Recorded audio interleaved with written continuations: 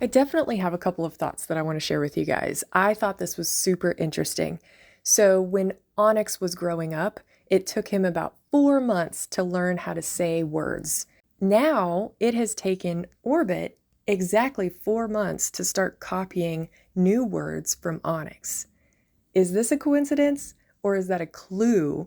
And does that give us insight to the amount of time that it might take this breed of bird to learn how to repeat what they learn?